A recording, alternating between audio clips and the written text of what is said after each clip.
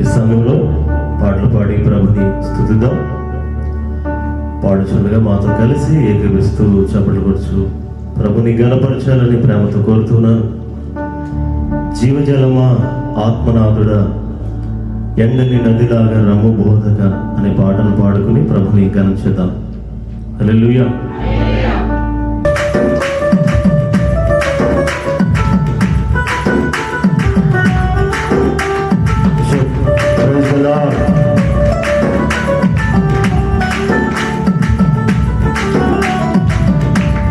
జీవజలమా ఆత్మనాథుడా ఎండని నదిలాగా రమ్ము బోధక. జీవజలమా ఆత్మనాథుడా ఎండని నదిలాగా రమ్ము బోధక.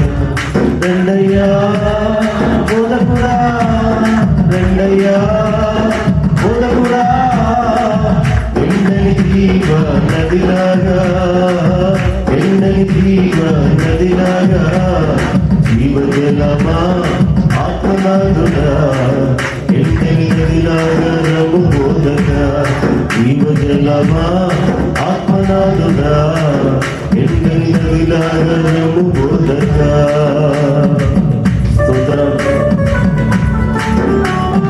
పాదాల కొరత సరుకుడు, మోకాళ్ళ సరికాదు, ఈతలు మునిగి తేలి అనుభవం అనుకున్నారు. దేవుని స్తోత్రం.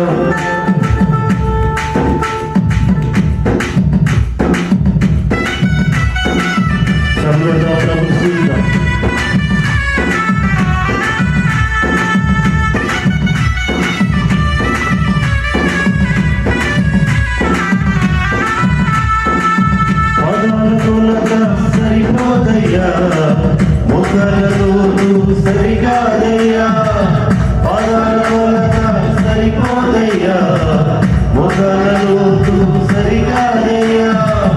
ఈ కలమునికి దేవాలయ్యా, ఈ కలమునికి దేవాలయ్యా. దేవి దేవి ఆడాలయ్యా, దేవి దేవి ఆడాలయ్యా. రెండయ్యా బోధకుడా, రెండయ్యా పాడు పాడు.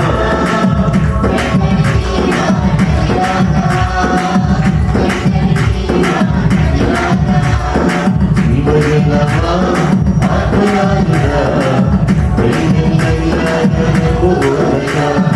జీవజలమా ఆత్మనాథుడా ఎండని నదిలాగా రమ్ము బోధక. స్తోత్రం. హల్లెలూయా.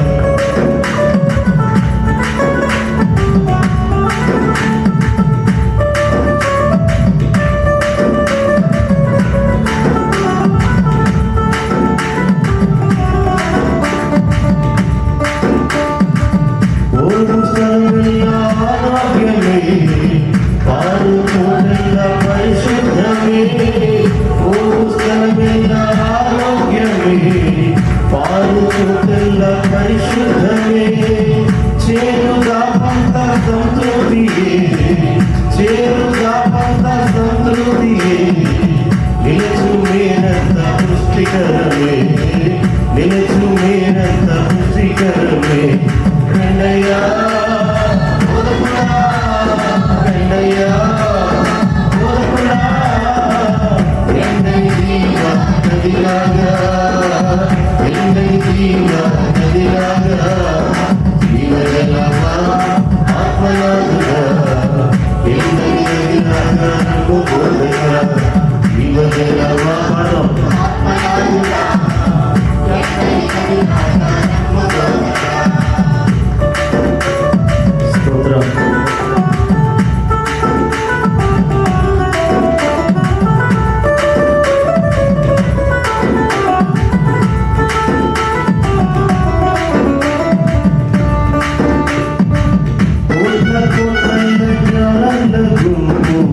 పరుగు పరుగున బలమేయాలి, కోట కోట జ్వాలల గుంపు పరుగు పరుగున బలమేయాలి. పాడి పాడి చేపలు పట్టి, పాడి పాడి చేపలు పట్టి పరమదేవునికి ప్రజలు తెచ్చాలి, పరమ దేవునికి ప్రజలు తెచ్చాలి. రంగయ్యా బోధకుడా, రంగయ్యా బోధకుడా, ఎన్నై జీవ నదిలాగా, ఎన్నై జీవ నదిలాగా, జీవజలమా ఆత్మనాథుడా, ఎన్నై నదిలాగా నమ్ము బోధగా, జీవజలమా ఆత్మనాథుడా, ఎన్నై నదిలాగా నమ్ము బోధగా.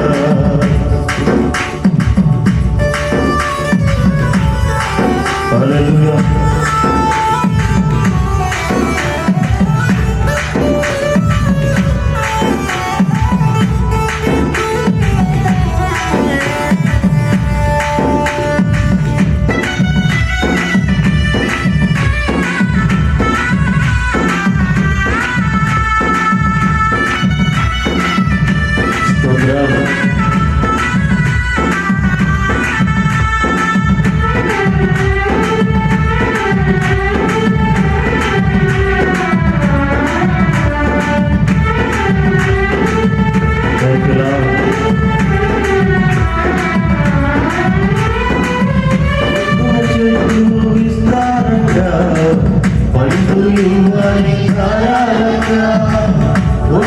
చెట్లు విస్తారంగా పండు ఇవ్వాలి ధారాళంగా, ఔషధమవ్వాలి ఆకులని, ఔషధమవ్వాలి ఆకులని, ఆహారమవ్వాలి పండులన్నీ, ఆహారమవ్వాలి పండులన్నీ. రంగయ్యా బోధకుడా, రంగయ్యా బోధకుడా, ఎన్నై జీవ నదిలాగా, ఎన్నై జీవ నదిలాగా, జీవజలమా ఆత్మనాథుడా, ఎన్నై నదిలాగా నమ్ము బోధగా, జీవజలమా ఆత్మనాథుడా, ఎన్నై నదిలాగా నమ్ము బోధగా, ఎన్నై నదిలాగా నమ్ము బోధగా, ఎన్నై నదిలాగా నమ్ము బోధగా, ఎన్నై నదిలాగా నమ్ము బోధగా. హల్లెలూయా, హల్లెలూయా, హల్లెలూయా. మరొక పాట పాడి ప్రభుని స్తుతిద్దాం. నీ ప్రేమే నన్ను ఆదరించెను, సమయోచితమైన నీ కృపయే నన్ను దాచి కాపాడెను అని పాడదాం. కేవలం ఆయన ఉచితమైన కృపే మళ్ళీ ఆదరించుతూ ఉంది. ఆయన ఆదరణ లేకుండా, ఆయన కృప లేకుండా మనం జీవించలేము. దేవుని స్తోత్రం. హల్లెలూయా. పాడుచుండగా ఏకీభవించండి, చప్పట్లు కొడుచు ప్రభుని స్తుతించండి.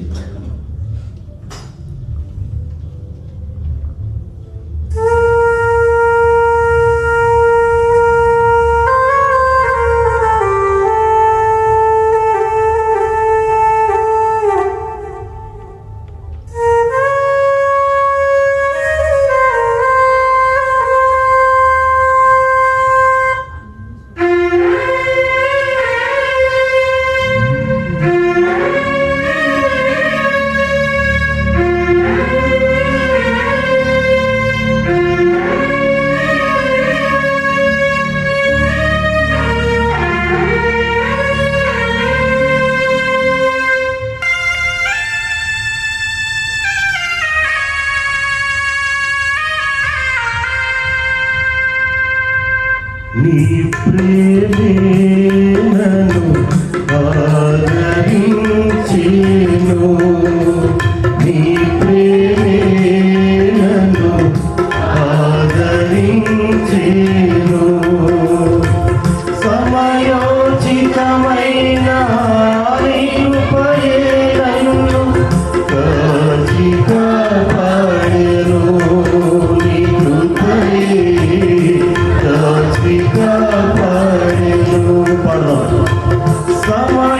సమయోచితమైన నీ కృపయే నన్ను కాచి కాపాడెను, నీ కృపయే కాచి కాపాడెను.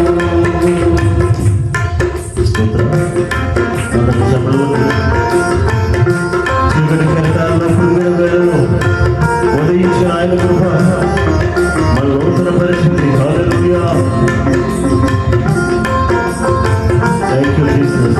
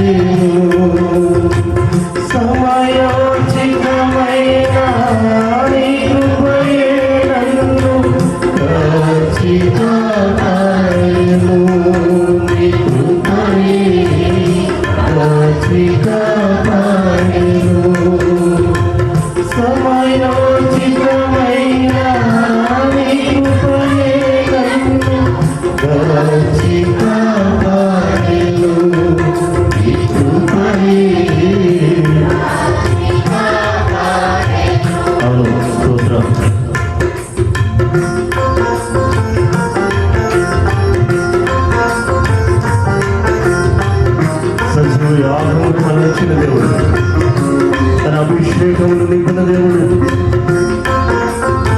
మన కొరకు తన ప్రాణములు పెట్టిన దేవుడు, తన కృపనిస్తున్నాడు.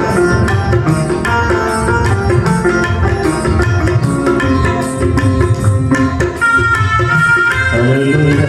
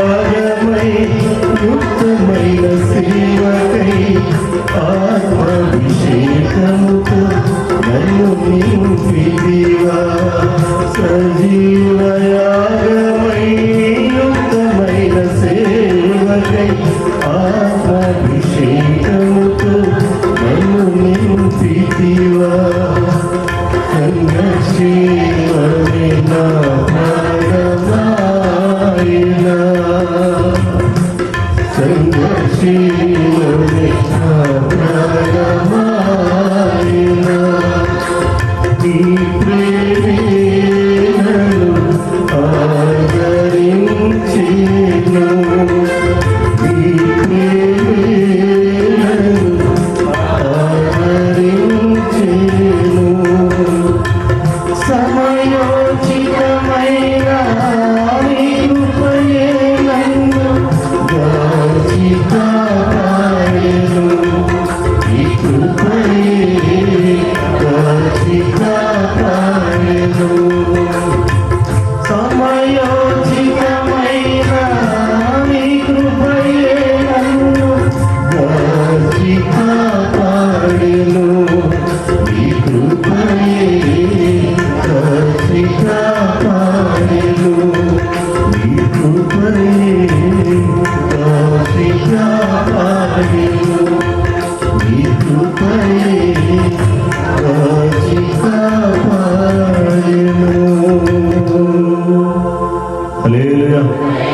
హల్లెలూయా. అందరం లేచి నిలబడదాం. ఆయన కృప లేకపోతే, ఆయన మనల్ని కాయకపోతే ఎప్పుడో మర్చిపోవాలి మనల్ని ఈ సమాజం. మన శక్తి కాదు కదా, మనకు ఆరోగ్యం కాదు కదా, మన జ్ఞానం కాదు కదా. ప్రియ సహోదరుడా, ఎటువంటి జీవితాల్లో, మూడు భారీ జీవితాల్లో అటు ఇటు తిరుగుతూ ఓడిపోయారు. ఇదిగో యాత్ర ముగించాలి, జ్ఞాపకం చేసుకో. ఈ జీవితం శాశ్వతం కాదు కదా, ఈనాటికైనా ఈ కాయం మాయము కదా.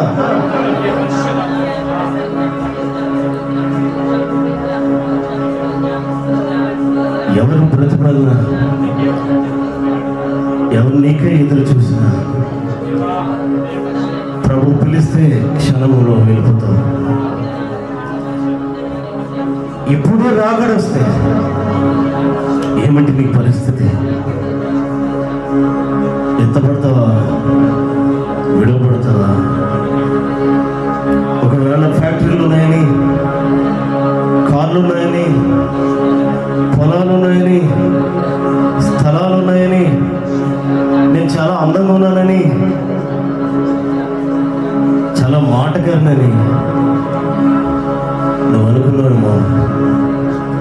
ఈ నాటికైనా ప్రభు పిలిస్తే ఈ కాయము, ఈ శరీరం మాయమైపోతుంది. జ్ఞాపకం చేసుకోండి, ఆయన కృప లేకపోతే ఎలా ఉండగలవు నువ్వు? ఈ లోకము, ఈ సమాజం నీ అవసరాలకు వాడుకుంటుంది. నీ అవసరం ఉంటే ప్రేమిస్తుంది, అవసరం లేకపోతే మాట్లాడుతుంది, నేను నిందిస్తుంది. కేవలం ఆయన ఉచితమైన కృప, కృప, కృప, కృప, విడిచిపెట్టని కృప, నేను వెంటాడే కృప, అది కరుణ చూపించే కృపని. స్తోత్రం.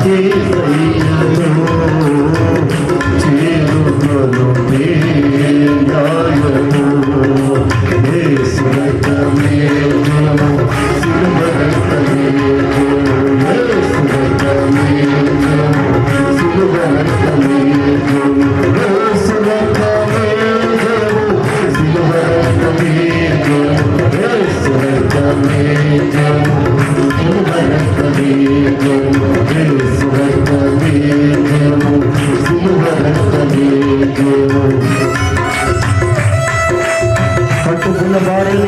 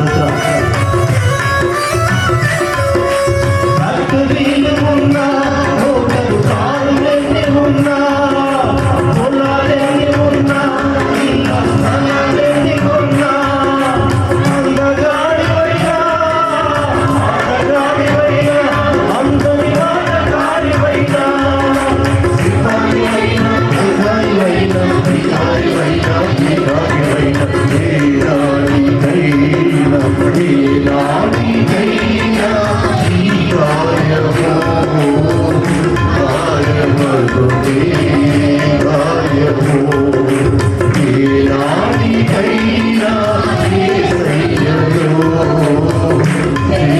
కృపే గాయము యేసు రక్తమే ప్రేమ పరమ ఆయన రక్తానికి ఆమేన్ హల్లెలూయా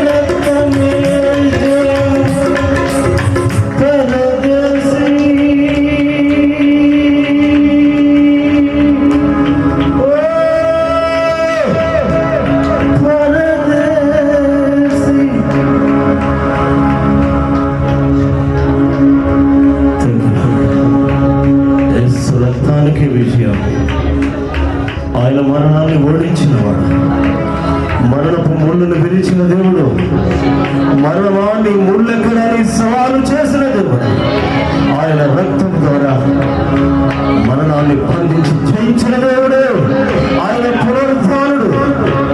హల్లెలూయా, స్తోత్రం స్తోత్రం స్తోత్రం. నువ్వు ఏ స్థితిలో ఉన్నా నువ్వు పరదేశమే. ఈ లోకంలో ఎంతకాలం అడగలం, ఇది శాశ్వతం కాదని తెలుసు కదా. నువ్వు యాత్రికుడివి, నువ్వు పరదేశుడివి. కొంచెం కాలమే ఈ భూమి మీద నీకు శాశ్వతమైన దేశం వరకు సిద్ధపడుతున్నావా? ఈ లోక సంబంధమైనది కొంచెం కాలమే, ఇది అశాశ్వతమైన రాజ్యం. ఇదిగో దేవుని రాజ్యం కడుతున్నాడు.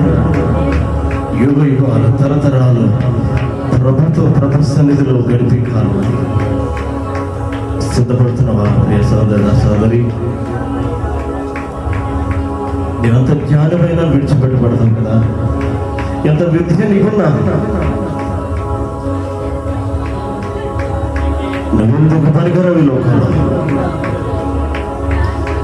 ఆస్తుపాస్తులే ఉన్నా,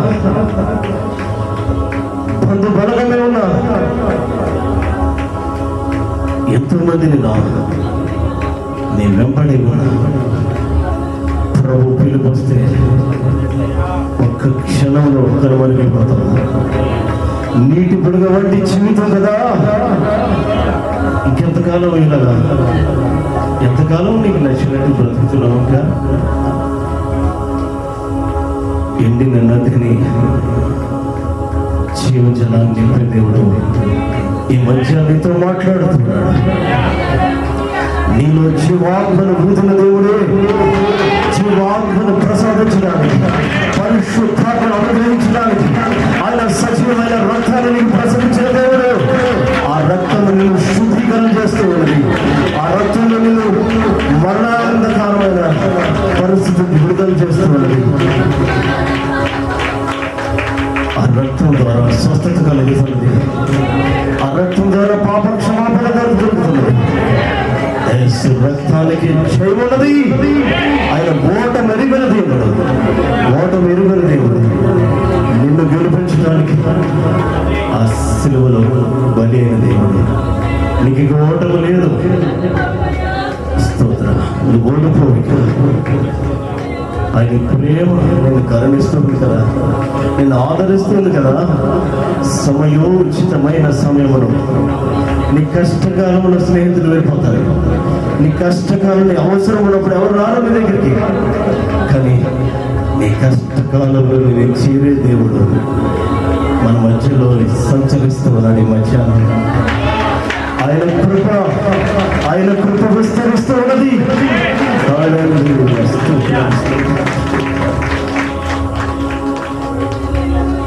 థ్యాంక్ యూ యేసయ్యాకి వందనాలే. చెదరల మనస్సును బాగు చేసే దేవుడు, మూయబడిన మార్గాన్ని తెరిచే దేవుడు, అంధకార చీకటిని వెలుగుమయంగా మార్చుతున్న దేవుడు, ఆయన జీవం కలిగిన దేవుడు. తన జీవాన్ని నీలో ప్రసరిస్తూ ఉన్నాడు, జీవజలాన్ని ఇస్తూ ఉన్నాడు. Thank you thank you thank you thank you నిశ్చయానికి వందనాలు. ఇంతవరకు పాటల్లో ఆరాధనలో తోడుగా నడిపించినందుకు వందనాలు అయ్యా. మేము ఇంకా చిన్న బిడ్డలాగే సండే స్కూల్ స్థాయిలో నిలిచి ఉండిపోయాం, పాదాల కొలతలో ఉండిపోయాం. ఇదిగో నీ ఆత్మ చేత కొట్టుకోబడాలి అయా. స్తోత్రాలు చెల్లిస్తున్నా. అట్టి కృప మాకు దయచేయండి. ఇంతవరకు తోడుగా నడిపించిన దేవుడు, తనలో వంచిన ప్రతి బిడ్డను మీరు నీ ఆత్మ చేత నింపండి. దురాత్మ అంధకార చీకటి శక్తులు లయపరుస్తూ యేసు నామములో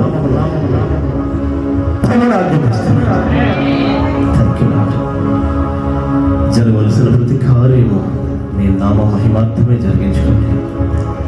యేసు నామములో అడిగి పొందినాం తండ్రి. ఆమేన్ ఆమేన్ ఆమేన్. అందరూ చెప్పడం మన ప్రభువు స్తుతి. ఈనాటి ధ్యానం కొరకు ప్రభు మరొకసారి ఈ రీతిగా మనందరం కలిసి ప్రభు వాక్యాన్ని వినడానికి ఆయన ఇచ్చిన సమయాన్ని బట్టి ప్రభుని స్తుతిస్తున్నాను. మరింతవరకు పాటల్లో సహకరించిన మీ అందరికీ నా వందనాలు. దేవుడు ఈనాటి మనకిచ్చిన ఈనాటి ధ్యానం ఏమిటి అనే ముందు గత వారం ఏమిటి? గత వారం ఏంటి? అంకుల్ గారు మొదట చెప్పారు దేవుని స్తోత్రం. ఆయన చెప్పారు, గుర్తొచ్చింది మీకు? అవునా? గుర్తుందా? స్తోత్రం చెప్పండి ఒకసారి. ఫలించుట, అందులో ఎన్ని కోణాలు చెప్పాం చెప్పండి ఒకసారి. సగం సగం కాదు, పూర్తిగా. మారు మనసుకు తగిన ఫలం, జిహ్వా ఫలం, వెలుగు ఫలం, ఆత్మఫలం, శిక్ష ఫలం. ఆత్మఫలాల్లో ఎన్ని చెప్తారా?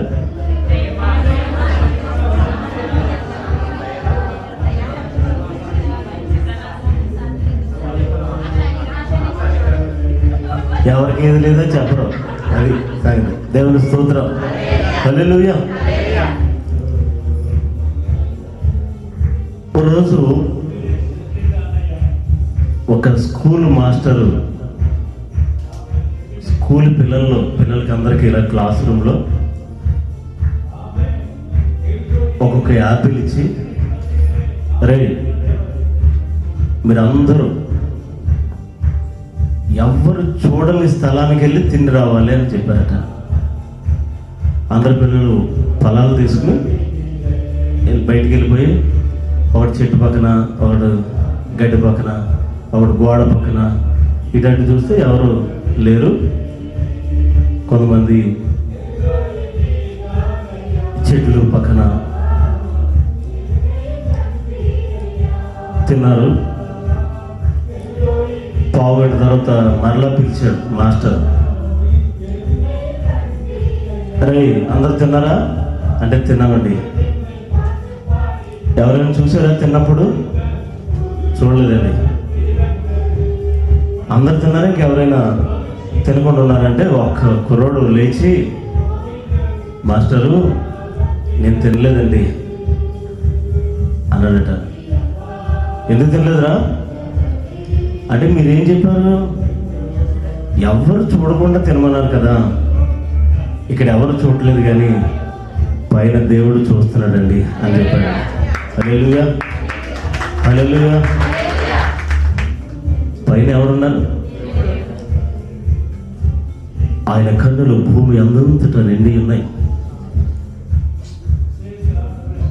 ఆయన మనల్ని పరిశీలించే దేవుడు. మనల్ని కాపాడడానికి ఆయన కునుకగా నిద్రపోక మనల్ని చూస్తూ ఉన్న దేవుడు. హల్లెలూయా. ఈనాటి ధ్యానం నన్ను చూచుచున్న దేవుడు. స్తోత్రం. ఎందుకు నిశ్శబ్దం? నాకు అర్థం అవ్వలేదు. దేవుడు నిన్ను చూస్తున్నాడు అన్నప్పుడు నీకేమీ అనిపించట్లేదా? అన్నాడు ఒకసారి. నన్ను చెప్పండి ఒకసారి. నన్ను చూస్తున్న దేవుడు. ఆమేన్. హల్లెలూయా. ఆదికాండము 16వ అధ్యాయం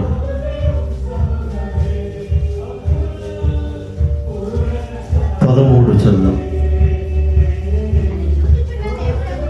అది చూచుచున్న దేవుడు నీవే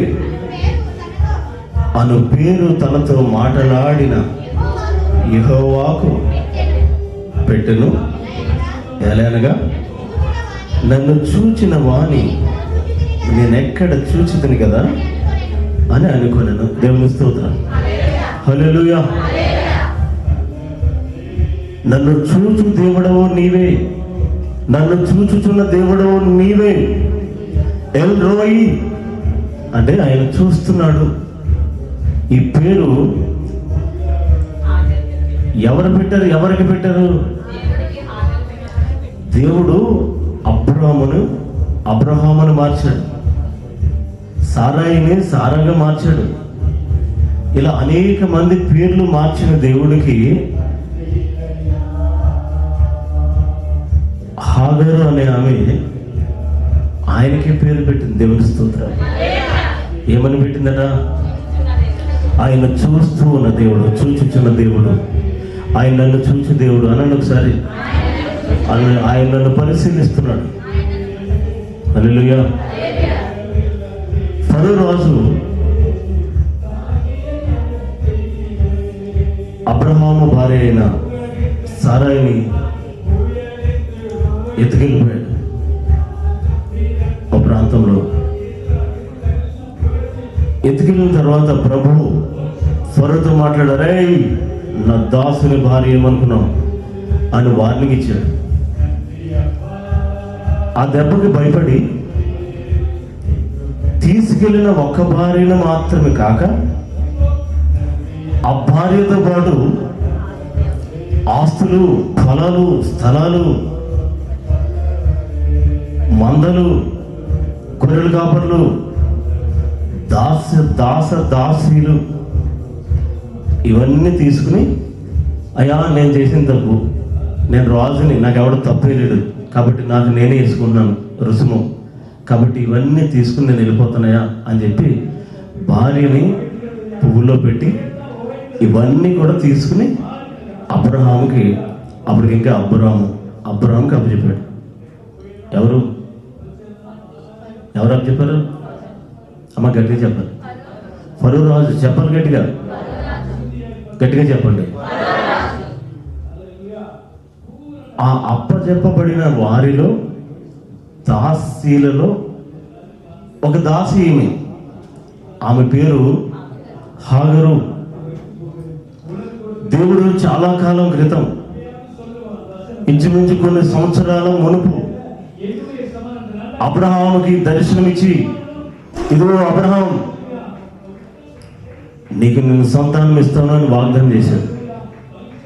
వాగ్దానం చేసిన తర్వాత అబ్రహాము తన భార్యకి చెప్పాడు, ఇదిగో దేవుడు కల్పించాడు, దేవుడు మనకి సంతానం ఇవ్వబోతున్నాడు, నువ్వు భయపడకు అని చెప్పాడు. చెప్పింది చాలా సంవత్సరాలు గడుస్తుంది.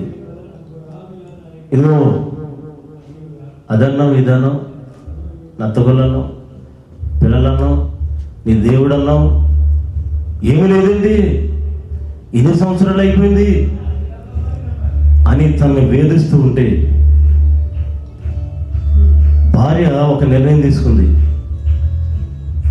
నేనా ముసలిదాన్ని అయిపోయాను, ఈయనకి వయసు ఉడికిపోతుంది, రేపు సంతానం లేకపోతే మనకి ఇబ్బంది అని, ఇదిగో నేను ఒక పని చేస్తాను, నీ కొరకు ఒక భార్యను నేను సిద్ధం చేస్తాను, ఆమె ద్వారా నువ్వు పిల్లలు కను అని భర్తకి చెప్పింది. ఎవరెవరికి చెప్పారు అమ్మా? అర్థమవుతుందా? సారాయి అబ్రాహాముకి చెప్పింది. అబ్రాహాముకి చెప్పినప్పుడు పిచ్చిదనా చేసి పన్నెండు నర్మై, దేవుడు వాగ్దానం చేశాడు, వాగ్దానం చేసి నమ్మదగిన వాడు, ఆయన మాట తప్పిన వాడు, తరతరములు యుగములు ఒకే మాట, ఆయన వాగ్దానం నెరవేరుస్తాడు, కంగారు పడదు అని చెప్పాలి కదా, చెప్పాలి కదా. ఆహా నా పెళ్ళంట, ఓహో నా పెళ్ళంట, ఇదే అనుకూల సమయం, రెండో పెళ్ళికని ప్రకటన చేసుకుని మొత్తానికి పెళ్లి చేసుకున్నాడు. ఇప్పుడు పెళ్లి విషయంలో కూడా హాగరు ప్రమేయం లేదు. ఎందుకంటే సారాయికి పని మనిషి తన యజమానురాలు పిలిచింది, ఇదిగో హాగరు రా, ఇదిగో ఈ కొత్త బట్టలు కట్టుకో, ఈ కొత్త బట్టలు కట్టుకుని వెళ్ళింది. ఏంటమ్మగారు, ఇదిగో నువ్వు ఈరోజు నీకు పెళ్ళి. అవునమ్మా గారు. ఇక తన అభిప్రాయంతో ఆలోచనతో ప్రమేయం లేకుండా యజమాని చెప్పింది, ఒకవేళ వినకపోతే శిక్షిస్తుందని భయంతోనో ఇష్టంతోనో మొత్తానికి తను కూడా అంగీకరించింది. వారిద్దరికి వివాహం జరిపించి కొత్త కాపురం మొదలెట్టారు. దేవుని వ్యతిరేకంగా. దేవుని స్తోత్రం. త్వరలోనే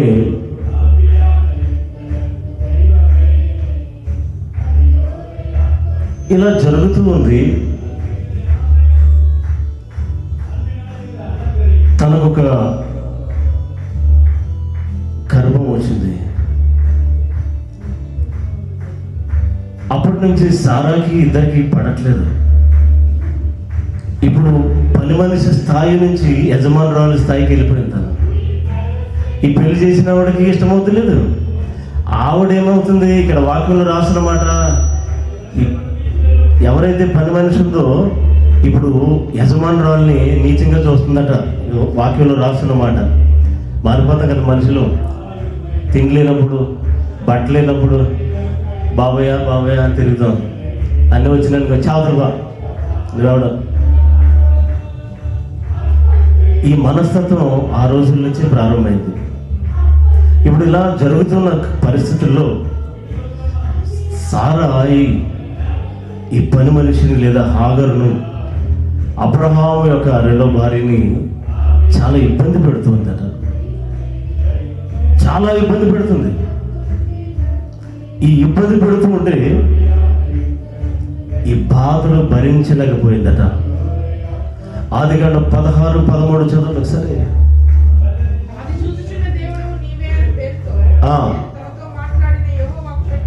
అది చూచే దేవుడు కదా.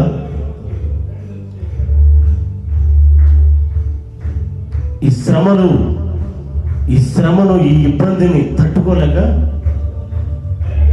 ఇక ఈ ఇంట్లో నేను ఉండలేను, ఈ ఇల్లు కంటే నాకు అరణ్యం చాలా హాయిగా ఉంటుందని నిర్ణయం తీసుకుని అరణ్యంలోకి పారిపోతూ ఉంది. ఎవరికి తెలీదు, భర్తకు తెలీదు, యజమానురాలికి తెలీదు. తను వెళ్ళిపోతూ ఉంది. అనుకుంటుంది, దరిద్రం వదిలిపోయింది, ఈ రోజుతోటి నేను ఈ శ్రమను నేను ఓర్చుకోలేను, ఈ శ్రమను నేను పడలేను అని అంటే, ఆమె వెళ్ళిపోతూ ఉండగా ఆమెకు ఒక స్వరం వినపడుతుంది. దేవుని స్తోత్రం. హాగరు, ఎక్కడికి వెళ్తున్నావు? ఆమె అన్నది, అయ్యా నీవెవరు నాకు తెలీదు, నేనైతే ఎక్కడికి వెళ్తాను నాకు కూడా తెలీదు. ఇదిగో అక్కడ చాలా శ్రమగా ఉంది, ఆ ఇంట్లో నేను ఉండలేను. పెళ్లి చేసినప్పుడు నన్ను అడగలేదయ్యా, నా తప్పేమీ లేదు, నేను అడిగితే చేయలేదు. అది వాళ్ళ ఇష్ట ప్రకారమే వాళ్ళు చేసుకున్నారు. ఈరోజు వాళ్ళ ఇష్ట ప్రకారమే వాళ్ళు నన్ను శ్రమ పెడుతున్నారు. ఇదిగో నన్ను ఆదరించేవారు లేరు, నన్ను అక్కడ చూసేవాళ్ళు లేరు, పట్టించుకునేవాళ్ళు లేరు. కాబట్టి నేను వెళ్ళిపోతున్నాను, ఎటుకట్టు గమ్యం తెలియదు, గమ్యం లేదు. ఇలాంటి సందర్భం ప్రభు చెప్పాడు, హాగరు భయపడకు, నేను నీ శ్రమను చూశాను. చెప్పండి కూడా ప్రభుని స్థితిగా, నీ శ్రమను నేను చూశాను, నేను గమనిస్తూ ఉన్నాను. నువ్వు భయపడక్కర్లేదు. ఇదిగో అరణ్యానికి వెళ్ళదు, నువ్వు తిరిగి మరలా అక్కడికి వెళ్ళాలి. దేవుని స్తోత్రం. వాళ్ళకి లోబడాలి. ఎందుకు అంటే ఇదిగో నువ్వు గర్భవతి ఉన్నావు, నీకు ఒక బిడ్డ పుట్టబోతూ ఉన్నాడు. అతని పేరు ఇష్మాయేలు. అతని 12 మంది రాజులు అతనిలో చేస్తారు. అతను నేను దీవించబోతున్నాను, అతన్ని ఆశీర్వదిస్తున్నాను, అతని ఐశ్వర్యవంతంగా చేస్తున్నాను, అతను కూడా ఒక జనాంగం మారుస్తున్నాను. చెప్పండి ప్రపంచుతుందా. ఒక భవిష్యత్తును ఒక 10 మనిషి పారిపోతుంది. ఒక పాస్టర్ గారిని పంపొచ్చు, ఒక ప్రవక్తను పంపొచ్చు, ఒక దూతను పంపొచ్చు. కానీ ఎవరు ఆధారం లేని మనిషిని చూస్తూ ఉన్నాడు దేవుడు. ఎవరు పట్టించుకున్నామని ఆమె శ్రమను చూసిన దేవుడు ఆయనే దిగొచ్చాడు. దేవుని స్తోత్రం. ఆయన ఆమెతో మాట్లాడుతున్నాడు, హాగరు నీ శ్రమను నేను చూశాను. Praise the Lord. హల్లెలూయా. ఈ మధ్యాహ్న కాలం ప్రభు చెప్తూ ఉన్న మాట, నీ శ్రమను నేను చూశాను. ఆమేన్. చాలా మందికి బయటికి చెప్పుకోలేరు కొన్ని విషయాలు. చాలా శ్రమ ఉంటుంది, చాలా శోధన ఉంటుంది, చాలా ఆవేదన ఉంటుంది. ఎవరికి చెప్పినా హేళన చేస్తారు తప్ప, ఎవరికి చెప్పినా లోకు చేస్తారు తప్ప, ఎవరికి చెప్పినా నలుగురు చెప్తారు తప్ప ఓదార్చేవాడు, ఆదరించేవాడు లేరు. ఈ మధ్యాహ్నం ప్రభు చెప్తున్నాడు, ఇదిగో నేను నన్ను చూస్తున్నాను, నేను చూచే దేవుణ్ణి. దేవుని స్తోత్రం. ఆయన కన్నులు భూమి అంతటా సంచరిస్తూ ఉన్నాయి. ఎందుకు అంటే ఇలా ఎవరైతే శ్రమను ఓర్చుకుంటూ ఉన్నారో, శ్రమ పడుతూ ఉన్నారో, ఆదరించే వారు లేరు, వారిని చూస్తూ ఉన్నాడు. దేవుని స్తోత్రం. హల్లెలూయా. అతన్ని నువ్వు కంగారు పడదు, అతను ఒక జనాంగంగా చేస్తాను నేను, అతను ఒక రాజుగా అవుతాడు. అతనిలో 10 నుంచి 12 మంది రాజ్యాలు వెలువడతాయి. దేవుని స్తోత్రం. అతన్ని ఐశ్వర్యం ఇస్తాను, అతన్ని ఆశీర్వదిస్తాను. నేను చెప్పిన మాట ఈరోజు అక్షరాల నెరవేరిందా లేదా? అమ్మా, ఈ దేశం ఏంటనుకున్నారు తెలుసా మీకు? ఎందుకింత ఐశ్వర్యం, ఎందుకింత ఆశీర్వాదం ఎక్కడి నుంచి వచ్చింది? ఆ రోజు ఒంటరిగా వెళ్ళిపోతుంది. తన శ్రమను పట్టించుకున్న వారు లేరు. వీళ్ళు మంచివాళ్ళు కదా, నన్ను ఆదరిస్తారు, నాకు భోజనం పెడతారని ఎవరింటికి వెళితే వాళ్ళే శ్రమ పడుతూ ఉన్నారు. ఎవరు చెప్పుకోవాలి? ఇంకా చెప్పుకోవడానికి ఎవరూ లేరు. నువ్వు చెప్పినా చెప్పకపోయినా నీ స్థితిని ఎరిగిన దేవుడు నా ప్రభువు. దేవుని స్తోత్రం. హల్లెలూయా. ఆయన చూస్తున్నాడు, నువ్వు చెప్పకల్లా, నిన్ను గమనిస్తూ ఉన్నాడు. రాజభోగుల పాట ఉంది కదా, కొండలలో లోయలలో అడవులలో ఎడారులలో నన్ను గమనించినావా, నన్ను నడిపించిన. ఎడారిలో ఉన్న వస్తాడు ఆయన, కొండల్లో ఒక్కడే ఉన్నా, ఎవరు లేరని నువ్వు అనుకున్నావు. చూచే దేవుడు ఉన్నాడు. దేవుని స్తోత్రం. ఆయన సమస్తమును చూస్తూ ఉన్నాడు.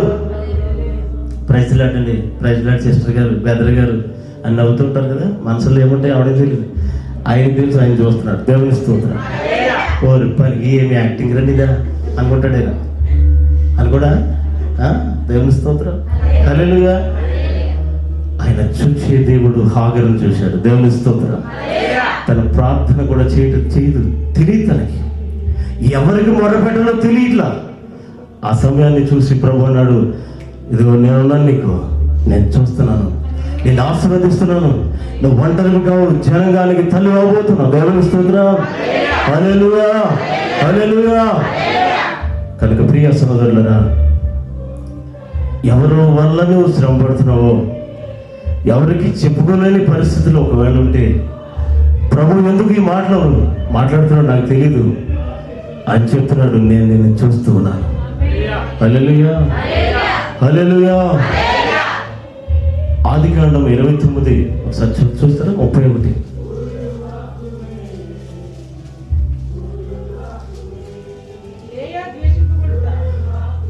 లేయా ద్వేషింపబడుట యెహోవా చూచిన చాలు. హల్లెలూయా. ఒంటరిగా ఎడారిలో వెళ్తున్న ఆమెను చూచిన దేవుడు, ఆమె శ్రమను చూచిన దేవుడు రెండో మాటగా చెప్తున్నాడు, ఇదిగో లేయా ద్వేషింపబడుట చూచెను. దేవుని స్తోత్రం. అందరికీ తెలుసు, గత కొంత క్రితం కూడా చెప్పాం. యాకోబు ఇంటి దగ్గర అన్నని మోసం చేసి, తండ్రిని మోసం చేసి పారిపోయాడు. మామ దగ్గరికి వెళ్ళాడు, లాభాన్ దగ్గరికి. ఇదివరకు ఒక సినిమా ఉండేది, మోసగాళ్ళకి కదా, విన్నారా? అసలు మోసగాళ్ళకి లాభాను తెలుసా మీకు? యాకోబు మోసగాళ్ళకి ఎవడు? వాళ్ళ మామే. దేవుని స్తోత్రం. వెళ్ళాడు, మామా నేను నీ దగ్గర పని చేస్తాను అన్నాడు. చేయరా, నాకు బోలు మాదలో నేను చూసి కూడా లేడు అన్నాడు. చేస్తాను కానీ నాకేం జీతం వద్దులే అన్నాడు. ఇదేంటి ఎలా మాట్లాడుతున్నాడు అనుకున్నాడు. నీ చిన్న కూతురు ఉంది కదా, చిన్న కూతురుని వేసాడు కన్ను. దేవుని స్తోత్రం. చిన్న కూతురు ఉంది కదా రాహేలు, నాకు చాలా ఇష్టం. 7 సంవత్సరాలు నీకు పాలెత్తాను చేస్తాను, నీకు నాకు జీతం ఇవ్వక్కర్లేదు, భోజనం పెడితే సరిపోద్ది, నాకు పెళ్లి చేసి అన్నాడు. ఇంత తెంగరోడు దొరికాక ఎందుకు ఊరుకుంటాడు కదా? ఓకేరా, చేయరా, చేస్తాను అన్నాడు. 7 సంవత్సరాలు అయిన తర్వాత, మామా 7 సంవత్సరాలు అయిపోయి ఇక పెళ్ళి ఎప్పుడు ముహూర్తం అన్నాడు. అరే రేపు నైట్ రా అని చెప్పాడు. ముసుగేసి తీసుకొచ్చారు. ఇతను ఇష్టపడింది ఎవరిని చెప్పాలి, అందరు నోరు తెరవాలి. రాహేల్ ఎవరు? చిన్న కూతురు. పెళ్ళి అయిపోయింది, తిరిగిలేదు నాకు ఇంకా అనుకుని వెళ్ళిపోతున్నాడు. పొద్దున్న చూస్తే ముసుగు తీస్తే ఎవరు? పెద్ద కూతురు చేసాడు. కళ్ళు జబ్బు కళ్ళుదంట, కళ్ళు సరి కనపడవు, కళ్ళు పెట్టుకుని కనపడతలేదు ఆవిడకి. దేవుని స్తోత్రం. హల్లెలూయా. వాక్యంలో మాట ఉంది, దేవుడు వెక్కిరింపబడు మనుష్యుడా, నీవే పంట విత్తుతావు, ఏం విత్తుతావు ఆ పంటకు వస్తావు. ఇప్పుడు ముసలివాడు కళ్ళు కనపడతలేదు వాళ్ళ బాబుకి. ఎరా నువ్వు చిన్నోడులే ఉన్నావేంట్రా అంటే, లేదు చిన్నోడు లేదు, నీ పెద్ద కుమారుడు నేను యాశావునని కళ్ళు కనపడినా నువ్వు ఎవరు మోసం చేసాడు లేదా? ఇదే యాకోబు అన్నకి రావాల్సిన ఆశీర్వాదం కొట్టేయట్లేదు అక్కడ. అమ్మా లేదు డాడీ, నేనే పెద్దోడిని. రే ఇంత తొందరగా ఎలా దొరికింది నీకు? చిన్నప్పటి నుంచి వేటే కదా, నాకు తెలుసు కదా అంటే, నీ దేవుడే నాకు అలా కనిపించి పురమాయించాడు, అందుకే తొందరగా దొరికింది. అవన్నీ ఎందుకులే డాడీ, తినేసి ఆశీర్వదించినాను అన్నాడు. ఆ రోమాలు గేమాలు చూసుకున్నాడు. అక్కడ వేసాడు దెబ్బ తండ్రికి. ఎక్కడ పడింది అది. దేవుని స్తోత్రం. నువ్వు ఏ విత్తనం వేస్తావో చెప్పాలి గట్టిగా, ఆ పంటకు వస్తావు. ఇప్పుడు ఇక్కడేమో రాహేల్ అనుకున్నాడు, చిన్న కూతురు అనుకున్నాడు కదా. పెళ్ళి పొద్దున్న చూస్తే మొత్తం కొంప కొలేరైపోయి అయ్యో అంటున్నాడు. ఇప్పుడు అయినా కానీ పెళ్ళయింది కనుక కాపురం చేయాలి కనుక చచ్చినట్టు చేస్తే తనకి దేవుడు గర్భం తెరిచాడు. దేవుని స్తోత్రం. ఇప్పుడు ఇంకో అగ్రిమెంట్ చేశాడు మామ దగ్గరికి వెళ్ళి, నువ్వు చాలా మోసగాడివి, నేనే మోసగాడు అనుకోండి, నాకంటే మోసగాడు నువ్వు, చిన్న కూతురిని చేసేవండి అంటే, ఒరే పిచ్చోడా ఎక్కడన్నా ఉందా లేదా? పెద్ద కూతురు కాకుండా చిన్న కూతురు చేస్తే పెద్ద కూతురు అయితే తేడా అనుకుంటారు కదరా, పిల్ల అవుద్దే మళ్ళీ. అందుకే అన్నాడు. దేవుని స్తోత్రం. వాళ్ళు ఎంత ఎంగరోళ్ళండి. దేవుని స్తోత్రం. హల్లెలూయా. ఇప్పుడు మళ్ళీ అయితే మరి ఏం చేద్దాం మరి? అంటే ఇంకో 7 సంవత్సరాలు చేయరా, దాన్ని కూడా నీకే చేస్తాం, గొడవ వదిలిపోద్ది అన్నాడు. నేను రెడీ అన్నాడు. అది ఇప్పుడు 14 సంవత్సరాలు పాలిదాన్ని చేశాడు, కొలువు. ఆమెను కూడా చేసుకున్నాడు. రాహేలును ప్రేమించను, లేయాను ద్వేషిస్తూ ఉన్నాడు. వీళ్ళిద్దరు కలిపి గూడు పుట్టాన్ని పెట్టేసి, ఇక్కడేమో చికెన్ మటను, అక్కడేమో బెండకాయలు. ఇది స్టోరీ అలా నడుస్తుంది. ఇప్పుడు ఎందుకు ద్వేషిస్తూ ఉన్నాడు? ఇష్టం లేదు, ఇష్టం లేని పెళ్ళి కదా. ఆ పాస్టర్ గారు పెళ్లి చేస్తూ తాళి కట్టించబోతున్నాను, న్యాయబద్ధమైన ఎవరికైనా వ్యతిరేకంగా ఉంటే ఎవరైనా చెప్పండి, ఇప్పుడే ఇదే చివరి అవకాశం అన్నట్టే. అక్కడ ఉన్నవాడు ఆవిడ చెప్పట్లేదంట. పెళ్లి కొడుకుని అడిగాడు, రే ఇవి నీకు ఇష్టమా అంటే ఇష్టమండి అయ్యగారు, చేసేది పర్లేదు అన్నాడు. ఈమెను అడిగాడు, నాకు ఇష్టం లేదు అన్నట్ట. అంతమందిలో ఇది రియల్గా జరిగిన మాట. ఇది అంటే అమ్మ జోక్ చేద్దామంటే ఈ జోక్ చేస్తామా అన్నట్ట. నాకు ఇష్టం లేదు, నాకు ఇష్టం లేని పెళ్ళి అన్నట్ట. దేవుని స్తోత్రం. అప్పుడు ఎవడో అడగలేదు మరి లేని యాకోబుని కూడా. కాబట్టి ఇష్టం లేని పెళ్లి చేయబడ్డాడు కనుక ఈ లేయాను అశ్రద్ధ చేస్తూ ఉన్నాడు. లేయాను పట్టించుకోవట్లేదు, లేయాను ద్వేషిస్తూ ఉన్నాడు. ఇష్టం అవ్వట్లా, అంటున్నాడు కనపడితే. ఈ ద్వేషం చాలా కన్నీరు మొన్నీరైపోతుంది. తనకి పిల్లలు పుట్టారు కానీ వాళ్ళకి అర్థమవుతుంది, మా అమ్మనే ఇష్టపడలేదు మా డాడీ చాలా మూర్ఖుడు, ఎప్పుడు ప్రేమగా మాట్లాడలా, ఎప్పుడు ప్రేమించట్లేదు. వాళ్ళు బాధపడుతున్నారు, వాళ్ళు ఏడుస్తున్నారు. ఇక్కడ చదవబడిన వాక్యంలో చెప్తున్న మాట, లేయా ద్వేషింపబడుట ఎవరు చూశారట? పిచ్చి పిచ్చేసలేకండి. ఎవరన్నా నన్నెవడు అడిగేవాడు, నన్నెవడు చూస్తున్నాడు, నాకెవడు అడిగే తమ్ము లేదు అని అనుకోవచ్చు. ఆయన చూస్తున్నాడు. దేవుని స్తోత్రం. లేయా ద్వేషింపబడుట దేవుడు చూశాడు. దేవుని స్తోత్రం. చూడటం వల్ల ఏం జరిగింది అంటే తనకి నలుగురు పిల్లలు పుట్టారు. 1 రూబేను, 2 సిమియోను, 3 యూదా, 4 లేవి గోత్రమే సేవకుల గోత్రం. అంటే ద్వేషింపబడిన ఆమెలో నుంచి ప్రభు 4 గోత్రకర్తలను పుట్టించాడు. చెప్పండి కొట్టి ప్రభుని స్తుతిద్దా. కన్నవాడు పట్టించుకోవాలా, కాపురం చేసినవాడు పట్టించుకోవాలా, కానీ ఈ 4 పిల్లల్ని దేవుడు 4 గోత్రకర్తలుగా చేసేసాడు. దేవుని స్తోత్రం. హల్లెలూయా. ఈరోజు సిమియోను, యూదా గోత్రం తెలుసు కదా మనకి. యూదా గోత్రపు సింహం ఎవరు? యేసుక్రీస్తు. దావీదు. గొప్ప గొప్ప రాజులు. లేవి కుటుంబం. లేవి ఎవరు? అభిషక్తులు. దేవుని స్తోత్రం. దైవికమైన దాసులు, పాస్టర్స్. ఈమెలో నుంచి ఎవరు ద్వేషింపబడుతున్నారు, ఎవరు తృణీకరించబడుతున్నారు, ఎవరు కన్నీటిమయంగా ఉన్నారు. ఒకవేళ ఎవరు నిన్ను పట్టించుకోకపోవచ్చు, ఎవరు నిన్ను పలకరించకపోవచ్చు, ప్రభు చెప్తున్నాడు, నేను నిన్ను చూస్తున్నాను. ద్వేషింపబడుతున్న వారికి ఈరోజు వాగ్దానం చేస్తున్నాడు దేవుడు, ఇదిగో భయపడకు, నేను చూస్తున్నాను నిన్ను. హల్లెలూయా. మనం చూసే దేవుడు ఉన్నాడు. మనకు ఒకవేళ అన్యాయం జరగవచ్చు, మోసము జరగవచ్చు, అడిగే దిక్కు లేకపోవచ్చు, మనకి మన పక్షాన ఎవరు లేకపోవచ్చు. నువ్వు ప్రభు చెప్తున్నాడు, నేను చూస్తున్నాను, నేను కనిపెడుతున్నాను, తగిన కాలంలో చేస్తానన్న. దేవుని స్తోత్రం. హల్లెలూయా. ఈ మధ్యాహ్నం ప్రభు చెప్తున్న మాట, నేను నిన్ను చూస్తున్నాను. ఆమె దేవుడు చూస్తున్నాడు అని చెప్పిన మీకు ఏమీ అనిపించట్లేదంటే విచిత్రంగా కాదు కదా. ఆమె అనాలి, దేవుడు నిన్ను చూస్తున్నాడు. గట్టిగాను. మనం ఆపాదించుకుంటేనే మనకు ఆ వాగ్దానం నెరవేరుతుంది. దేవుని స్తోత్రం. హల్లెలూయా. 3వది 2 రాజులు 25 అది అయినా అయితే యెషయా గ్రంథం 38 చదవండి. 2 ఒకే మాట ఉంటుంది. యెషయా గ్రంథము 38వ అధ్యాయము 5వ వచనం.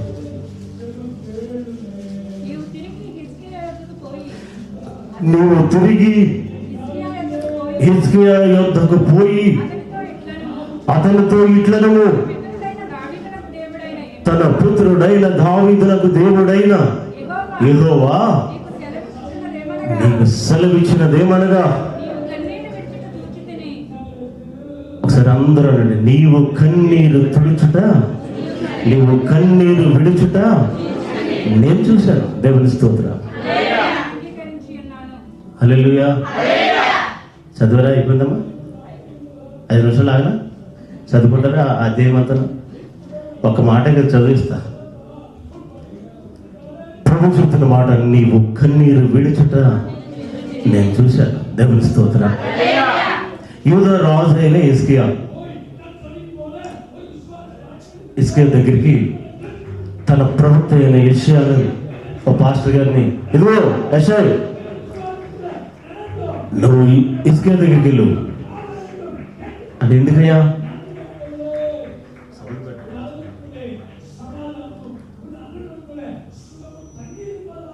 అతని ఆయుష్ ముగిసి ఉన్నది, అతను మరణకరమైన రోగముతో ఉన్నాడు, అతను మరణించబోతూ ఉన్నాడు. అతని దగ్గరికి వెళ్ళి, ఇదిగో నీ యాత్ర ముగించిపోతూ ఉన్నావు, నీళ్లు చక్కబెట్టుకో అని నేను చెప్పానని చెప్పమని పాస్టర్ గారిని పంపించాడు. ఏ పాస్టర్ అయినా సరే దేశ రాజు దగ్గరికి వెళ్ళి నువ్వు పోతావు అంటాడా? అంటే ఎలా ఉంటుంది కోటం చూసుకో. రాజు చిరంజీవి అవును కాక అనాలి మామూలుగా అయితే. ఇదిగో పోతావు అని చెప్పాలి. ఇప్పుడు యెషయా దేవుని మీద ఆధారపడి పెద్ద ప్రవక్త కాబట్టి ధైర్యంగా వెళ్ళిపోయాడు. దేవుని స్తోత్రం. కోటలోకి వెళ్ళిపోయాడు. ఇదిగో రాజుగారు, నీకు మరణం రాబోతుంది, నీ ఆయుష్ అయిపోయింది, ఇంకా నీళ్ళు చక్కబెట్టుకో. ఇల్లు అనగా జీవితం. దేవుని స్తోత్రం. నీ జీవితాన్ని చక్కబెట్టుకో. చివరి దినాల్లో ఉన్నాను, ప్రభువు దేవుడే నాకు చెప్పి పంపించాడు అని చెప్పాడు. చెప్తే ఎవడు అక్కడ వేసేయండినా అనలేదు. అయ్యో ప్రభువా, కోడ వైపు తిరిగి సమస్తాన్ని మరిచి హిజ్కియా ఒక ప్రార్థన చేశాడట. ఏం ప్రార్థన అది? కన్నీటి ప్రార్థన. స్తోత్రం. కన్నీటి ప్రార్థన ఏం చేశాడయ్యా? నేను బ్రతికి దినాలు అన్నీ కూడా నీకు తెలుసు, నేను ఏ అవిధేయంగా నేను బ్రతకలేదు కదా, ఒక్కసారి నా జీవితాన్ని పరిశీలించాయా, నన్ను ఒకసారి కనికరించాయా అని ప్రార్థన చేశాడు. ప్రభు చెప్తున్నాడు, ఈ ప్రార్థన వింటున్న దేవుడు ఈ మాట చెప్పేసి పాస్టర్ గారు వెళ్ళిపోతున్నారు, క్వార్టర్ నుంచి బయట వెళ్ళదు ఇంకా. ఇదిగో యెషయా ఒకసారి ఆగు అన్నాడు. అయ్యా చెప్పండి.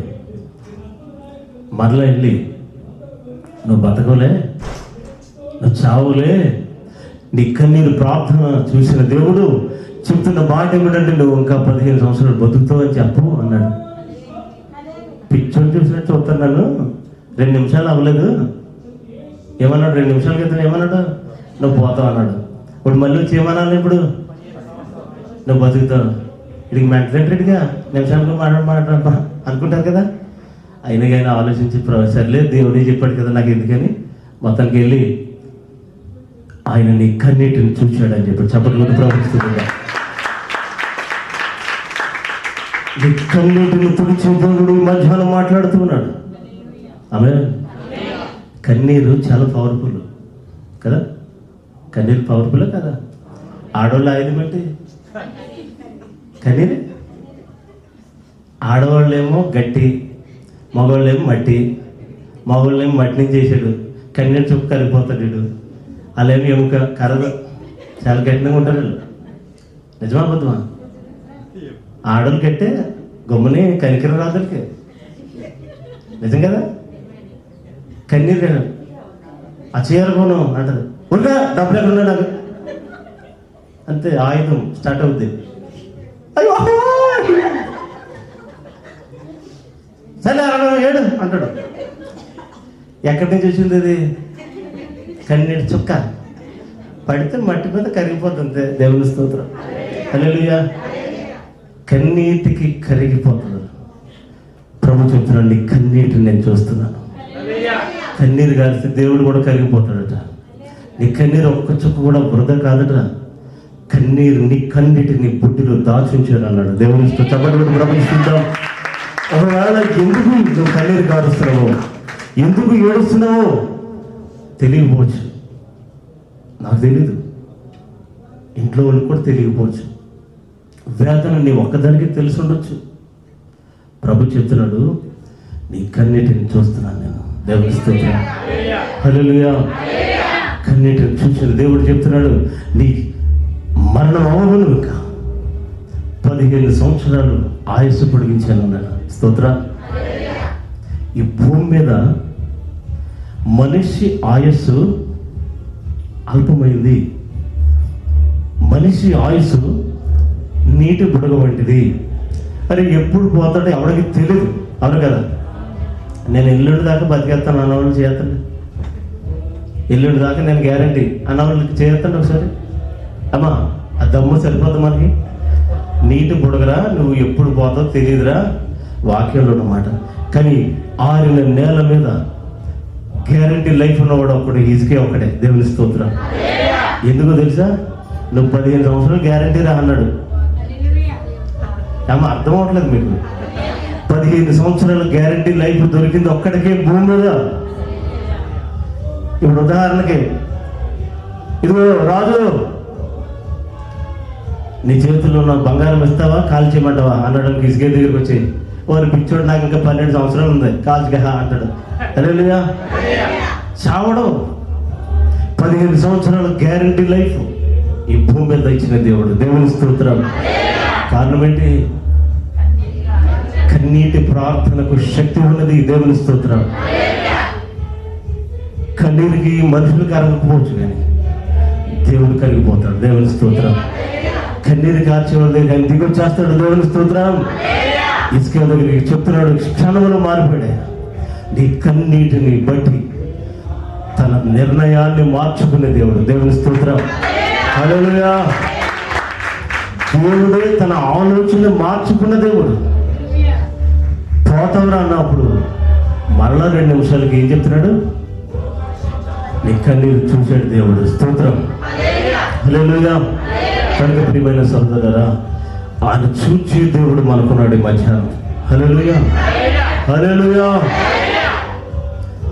మొదటిగా ఆయన ఎవరిని చూశాడు? హాగరు శ్రమను చూశాడు. నీ శ్రమను చూసే దేవుడు ఉన్నాడు. హల్లెలూయా. రెండో మాట ఏంటి? లేయా ద్వేషింపబడుట చూశాడట. అనగా ద్వేషింపబడుతున్న వారిని ఆయన చూస్తూ ఉన్నాడు. తృణీకరించబడిన వాడిని చూస్తూ ఉన్నాడు. విలువ లేని వారిని చూస్తున్నాడు ఆయన. మీరు భయపడకండి. దేవుని స్తోత్రం. 4వది చెప్పండి అమ్మా. 3వదా 4వదా? మరి 4వది చెప్పేస్తున్నారేంటి?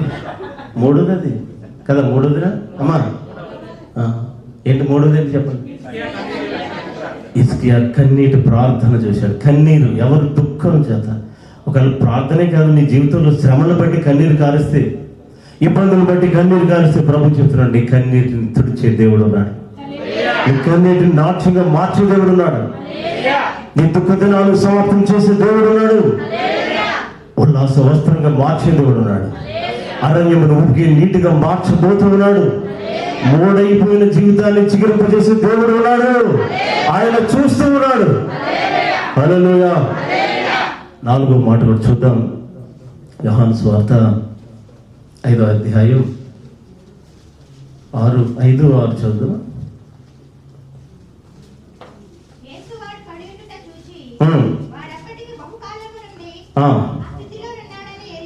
యేసు వాడు పడి ఉండుట చూచి వాడు అప్పటికి బహుకాలము నుంచి ఆ స్థితిలో పడి ఉన్నాడని ఎరిగాడట. స్వస్థపడ కోరుచున్నావా అని వారిని అడుగగా, అయ్యా ఆ నీళ్లు కదిలించబడినప్పుడు కోనేటిలో దించడానికి నాకెవ్వడు లేడయ్యా. కనుక నేను వచ్చినంతలో మరి ఒకడు నాకంటే ముందుగా దిగుతున్నాడు. ఆయనకు ఉత్తరం ఇచ్చాడు. యేసు నువ్వు లేచి పరుపెత్తుకుని నడువుమని వానితో చెప్పగా చప్పట్లు కొట్టండి.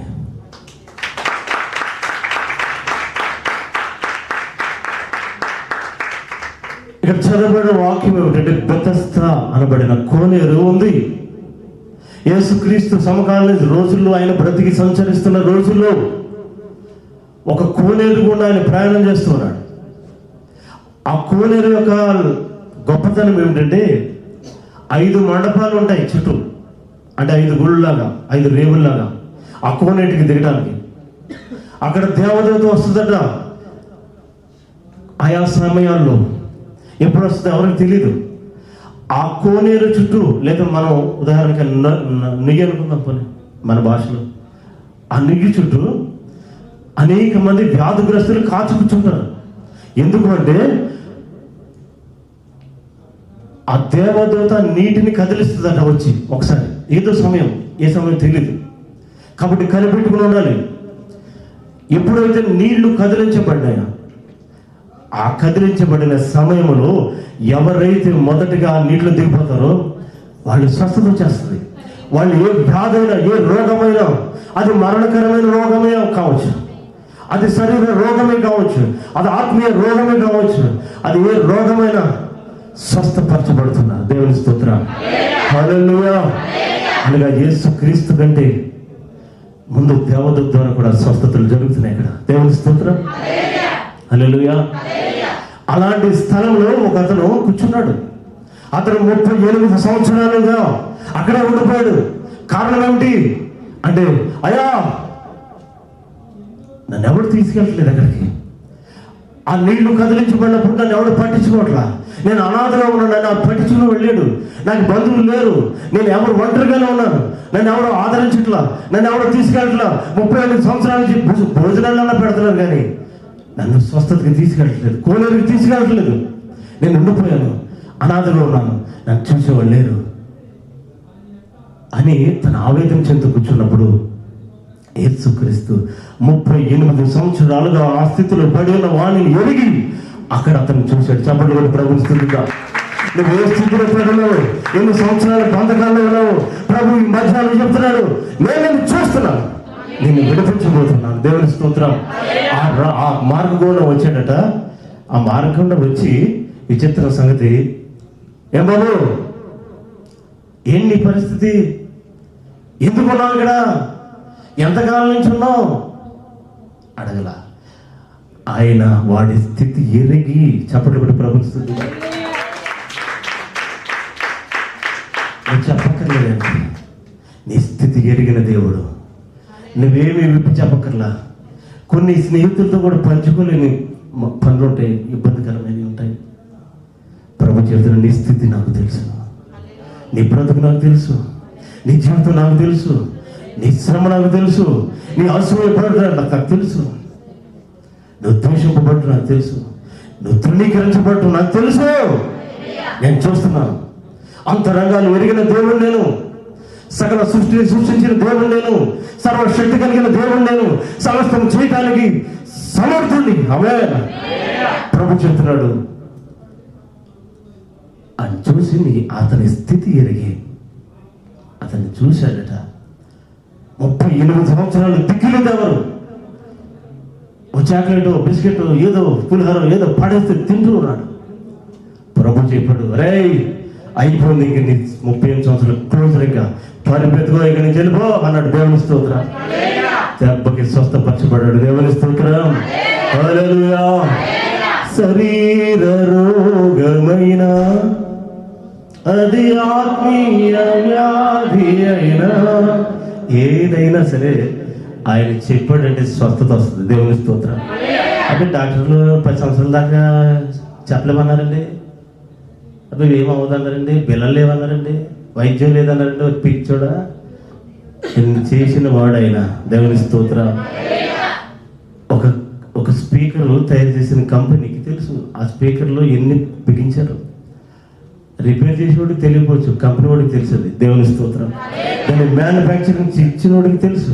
నిన్ను డిజైన్ చేసిన వాడు, నేను చేసిన వాడు, సృష్టికర్త దేవుడు, ఆయనకి తెలుసు ఏ అవయవం ఎక్కడ ఉందో. ఆమె డాక్టర్లో 15,000 20,000 బిల్ చేసి ఏమీ లేదు నీకు అనరా, అంటారా? ఏమి లేదు, అన్ని బాగున్నాయి. అన్ని బాగున్నప్పుడు ఎందుకు వచ్చింది మరి నీరసం ఏంటి? ఏం బాగలేదు ఆయనకి తెలుసు. స్తోత్రం. ఆయన చూస్తున్నాడు. ఆమె హల్లెలూయా చెప్పండి. ఆయన చూసే దేవుడు. గట్టిగా చెప్పాలి, నన్ను చూసే దేవుడు అనండి. ఆయన మా అందరినీ తన కనుదృష్టి చేత చూస్తూ ఉన్న దేవుడు. ఆమేన్ హల్లెలూయా. చూచే దేవుడు మనకున్నాడు, భయపడక్కర్లేదు. దేవుని స్తోత్రం. చూచుచున్న దేవుడవయ్యా నా ప్రియుడా, నన్ను చూచినావు యేసయ్యా. మాటలాడు దేవుడవయ్యా నా హితుడా, నాతో మాట్లాడినవయ్యా. నా నడకను పడకను ఎరిగితివయ్యా, నా మాటను పాటను చూచితివయ్యా. చూచే దేవుడు అనుకున్నాడు. దేవుని స్తోత్రం. చెప్పండి, మొదటిది ఏమిటి? ఏం చూశాడైనా? ఎవరిని? హాగరు శ్రమను చూసిన దేవుడు చెప్తున్నాడు, నీ శ్రమను కూడా నేను చూస్తున్నాను. ఆమేన్. 2, లేయా ద్వేషింపబడుట చూచాడు. నీవు కూడా ద్వేషించబడితే, తృణీకరించబడితే, విలువ లేకుండా బ్రతికితే ప్రభువు చెప్తున్నాడు, నేను నిన్ను చూస్తున్నాను, నీ మీద లక్ష్యం ఉంచుతున్నాను. ఆమేన్. శ్రమను చూసిన దేవుడు తన కుమారుణ్ణి జనాంగంగా చేశాడు. దేవుని స్తోత్రం. ద్వేషింపబడుట చూసిన స్త్రీని 4 గోత్రకర్తలుగా చేశాడు వారి కుమారులు. దేవుని స్తోత్రం. 38 సంవత్సరాలుగా దిక్కులేని వాడిని చూశాడు, వాడు పరిగెత్తుకెళ్ళాడు. దేవుని స్తోత్రం. 4వది ఏంటి? రాజే, కానీ మరణకరమైన రోగం అంటే క్యాన్సర్. ఆ రోజుల్లో మందులు లేవు దానికి, ఇప్పుడు వచ్చింది. మరణకరమైన రోగం ఉన్న వాడిని, చనిపోయే వ్యక్తిని ప్రభు చెప్పాడు, నువ్వు ఇంకా బ్రతుకుతావు 15 సంవత్సరాలు. ఆమె నీ ఆయుష్ని పెంచుతున్న దేవుడు. ఆమేన్ హల్లెలూయా. కనుక భయపడకు. చెప్పండి, మీరు టైటిల్ మర్చిపోతే కుదరదు. భయపడద్దు, నేను నిన్ను చూస్తున్నాను. ఆమేన్. ఇప్పుడు మరో కోణం కూడా ఉంది, చెప్తాను. చిన్న కోణం, ఇది వార్నింగ్. హల్లెలూయా. ఇప్పుడు వరకు మనం చెప్పుకున్నది ఏమిటి? భయపడకు, ఆయన చూస్తున్నాడు. ఇప్పుడు 2వ కోణం చెప్పనా? పిచ్చి వేషాలకి ఆయన చూస్తున్నాడు. ఆమేన్ హల్లెలూయా. ఆదికాండం 4 చదువుతాం. 4 చెప్పాలి. 4, 9 నుంచి 11 చదవండి.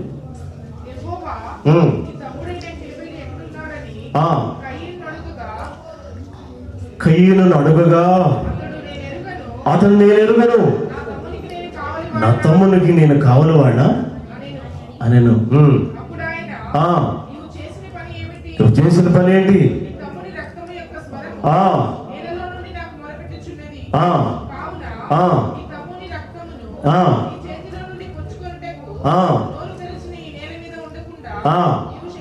శపిస్తున్నాను నిన్ను, నేలను సిద్ధపరుస్తావు కానీ తన సారం ఇవ్వదు, తన ఫలం ఇవ్వదు.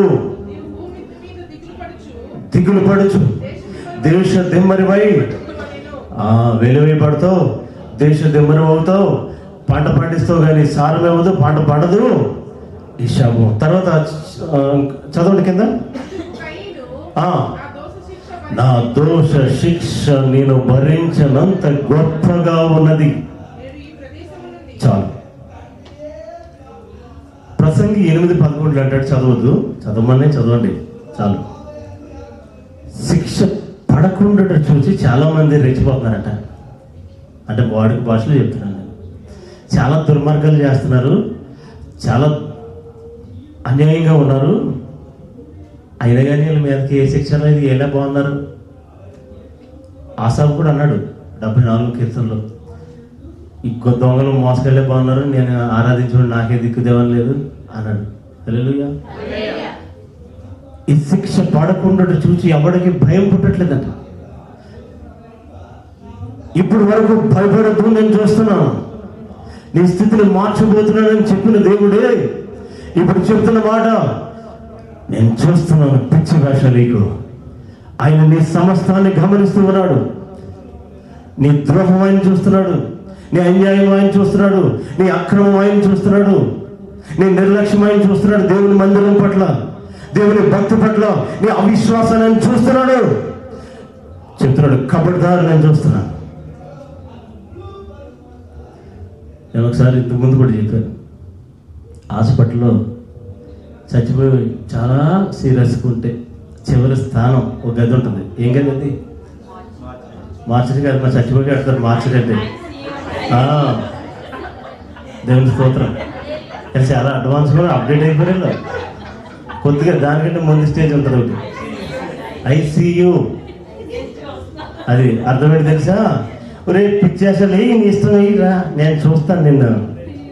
ఐసీయూ అంటే అర్థం ఏంటి? దేవుడు చూస్తున్నాడు రా, పిచ్చేసలు వేసావు, నువ్వు పనికి మళ్ళీ పనులు చేసావు, కొంపలు కూర్చావు, ఐసీయూ. అర్థమైందంటారా? ఇక్కడ వెళ్ళకపోతే అక్కడ కూర్చోబెడతాడు, చూసుకో. అది దేవుని స్తోత్రం. ఆయన చూస్తున్న దేవుడు.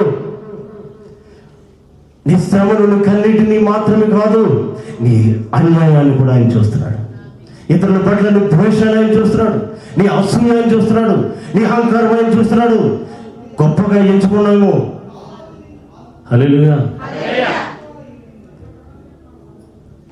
కయ్యను పిలుస్తున్నాడు దేవుడు. కయ్యను, నీ తమ్ముడు ఎక్కడ? అతను అన్నాడు, దానికంటే ముందు చిన్న విషయం చెప్తాను. అవ్వ ఆదాము ఎదురున్నారు, సృష్టి మూల పురుషులను కదా. అమ్మ అర్థమవుతుందా? స్తోత్రం చెప్పండి ఒకసారి. నిద్రపోయిన లేపండి ఒకసారి. హల్లెలూయా. నిద్రపోయిన చెప్పండి హల్లెలూయా. చెప్పేస్తున్నారు చాలా మంది. దేవుని స్తోత్రం. హల్లెలూయా. స్తోత్రం. ఇద్దరు మూల పురుషులలో, వాళ్ళిద్దరికి 2 పిల్లలు పుట్టారు. ఒకడు కయ్యను, చెప్పాలి మన అన్నయ్య పేర్లే మరి తెలియదు మనకి, మన పెద్ద అన్నయ్యలు వాళ్ళే. దేవుని స్తోత్రం. కయ్యను, హేబేలు. కయ్యను ఏం చేస్తాడట? భూమిని సిద్ధపరుస్తాడు. హేబేలు అది గొర్రెలు కాపరి, మందలు కాచుతాడు. వీళ్ళు పొలంలో ఒకడు, ఆ పొలంలోనే మేపుకునేవాడు ఒకడు. ఓ రోజు దేవునికి అర్పణ ఇవ్వాలని నిర్ణయించుకున్నారు. అనయ్య అర్పణ ఇద్దాం అనుకుంటున్నాను రా, తమ్ముడు నేను కూడా ఇస్తాను రా. ఎప్పుడు? రేపు. ఓకే అనుకున్నారు. ఆయనేమో భూమిలో నుంచి పంటను తీసుకొచ్చాడు. ఎవరు? పెద్దోడు. చిన్నోడేమో తన మందకి వెళ్ళాడు. చాలా శ్రేష్టమైనవి, మచ్చలేనివి, డాగు లేనివి, చాలా అమూల్యమైనవి. ఒరే ఈ మందలో ఈ 2 రేట్ ఎక్కువరా అన్నయ్య తీసుకొచ్చాడు దేవుని సన్నిధికి. దేవుని స్తోత్రం. ఈడేమో గట్టికాయలన్నీ ఎట్టేహాడు బస్తాలో. పొలికాయలు ఉంటాయి కదా, పొలికాయలు అవి కుక్కేసాడు. కొద్దిగా పైన మంచి మంచి చేశాడు. ఆయన చూసే దేవుడు. స్తోత్రం. చూపునిచ్చినవాడు చూడకుండున, మాటనిచ్చినవాడు మూగబోయేనా. మాటనిచ్చినోడు మాట్లాడుకుని ఉంటాడా? చూపునిచ్చినోడు ఆయన పైగా నిద్రపోడంట. దేవుని స్తోత్రం. ఆయన పేరైంది పడుకొని దేవుడు. దేవుని స్తోత్రం. ఇప్పుడు చూశాడు, పొలికాయలన్నీ పెట్టాడు, పైన గట్టికించలేశాడు. ఇప్పుడు 2 అర్పణకి ఒకటికి అగ్గి దిగింది. ఎవరికి అమ్మా చెప్పాలి, అర్థమవుతుందా?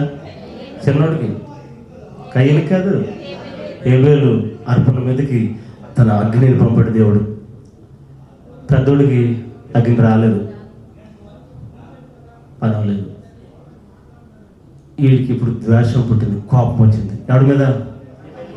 అని బుద్ధి జ్ఞానం ఉండాలి కదా. ఇప్పుడు ఇద్దరు అర్పణ చేశారు, ఒకటి మీదకి అగ్ని వచ్చింది, అభిషేకం వచ్చింది. దేవుడు అంగీకరించాడు. అరే హేబేలు చాలా చక్కగా ఇచ్చావురా, శ్రేష్టమైంది నువ్వు తెచ్చావు, అందుకని నేను అంగీకరించాను అని చెప్పాడు.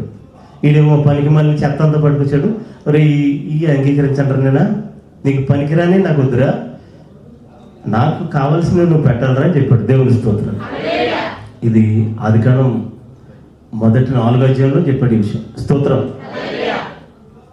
ఇప్పుడు వీడికి ఆ నాన్న దగ్గరికి వెళ్ళి, నాన్న ఇద్దరు మర్పించాం, ఒకటి మీదకి వచ్చింది, ఏంటి ప్రాబ్లం ఏంటి అని అడగాలి. ఒకటి, అవునా అమ్మా? చెప్పాలి గట్టిగా. లేకపోతే దేవుణ్ణి అడగలయ్యా, నా లోపం ఏంటి, నేను ఏం తప్పు చేశాను, నెక్స్ట్ టైం ఇంకోసారి ఇచ్చినప్పుడు ఇలా చేయనయ్యా, నాది కూడా అంగీకరించాయని ప్రార్థన చేసుకోవాలి. అన్నిటికీ చివర, ఒరే తమ్ముడా నువ్వు ఏంట్రా, నీది ఎందుకు అంగీకరించబడిందిరా, నువ్వేం చేసావు, నేనేం లోపం చేశానురా అని అడగాలి కదా. వీడికి బీపీ రేపుందంట, ఆడి మీద పడి చంపేశాడు. ఎవరిని? అసూయ, మత్సరము. అసూయని బైబిల్ వ్యభిచారంతో పోల్చాడు. వాక్యంలో ఉంది అసూయ, దానికి ఎంత వ్యభిచారం రాశాడు. ఇవన్నీ ఒకటేరా అని చెప్పి. దేవుని స్తోత్రం. అసూయ వచ్చిందట. ఇప్పుడు ఈడిది అంగీకరించబడలేదని కాదు, ఆడిది అంగీకరించబడిందని. మంద కూడా మన స్కూల్ కూడా కదా, అదే కదా. పక్కోళ్ళు బాగున్నారని కాదు, మనం బాగాలేదని కాదు, వాళ్ళు బాగోకూడదు కదా. కరెంట్ పోయిందనుకో, ఎలక్ట్రిసిటీ ఫోన్ చేస్తాడు ఎవడన్నా ఇంటికాడ, రేపు పక్కన ఉందా లేదా చూడరా, పక్కోడికి పోయిందా, ఆడిపోతే పర్లేదు అసలు కదా. పక్కోడికి పోయిందా, సూపర్, మనకేం పర్లేదు. ఇక్కడ పక్కోడిది ఉందంటే వీడికి గురిపొడి చేద్దాం, ఏమైతే తేడా వచ్చేసిందో కదా. హల్లెలూయా. నిజమా అబద్ధమా? కాబట్టి చంపేసాడు, పడ్డాడు, కోపం వచ్చింది, తమ్ముడిని చెప్పాడు. తమ్ముడిని చంపడం ఎవరు చూశారు? దేవుడైన యెహోవా చూశాడు. దేవుని స్తోత్రం. ఆయన చూశాడు, ఇదిగో కయ్యను, నీ తమ్ముడు ఎక్కడ? ఆ తమ్ముడు నాకేం తెలుసు? ఈ బొంకటం మనకి అది అక్కడి నుంచే స్టార్ట్ అవుతుంది. నాకేంది, నేను కాపలెట్టావు, నేను కాపలెట్ ఎవరిని అంటున్నారు? ఎవరిని? సాక్షాత్ దేవుడిని. భూమి మీద అప్పుడు నలుగురే ఉన్నారు, ఈ మూడో వాడు రెచ్చిపోతున్నాడు దేవుడి మీద. దేవుని స్తోత్రం. దేవుడికి వారినిగా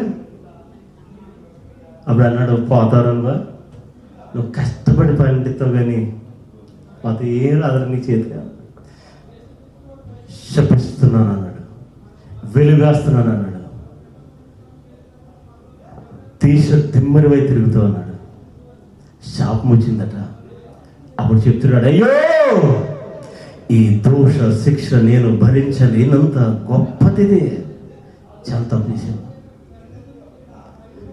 అంటే ఆయన చూస్తూ ఉన్న దేవుడు నీ అసూయను చూస్తాడు, నీ గర్వాన్ని చూస్తాడు, దీనులను ప్రేమిస్తాడు, గర్విష్ఠులను గర్వం వాళ్ళు ఏం చేస్తాడు? అక్కడ పీకుతాడు. చూసుకో, నీ గర్వాన్ని చూసే దేవుడు, నీ అసూయను చూసే దేవుడు. ఇతరులను తగ్గించి ఇతరులు చెడు మాటలు మాట్లాడుతుంటే ఆయన చూస్తున్నాడు. ఖబర్దార్, ఆయన చూచే దేవుడు. నువ్వు అందరి కళ్ళు కప్పచ్చు, ఎవరినైనా మోసం చేయొచ్చు, ఎవడో చూడలేదు అనుకోవచ్చు, చూసిన అడిగే దమ్ము ఎక్కడదే,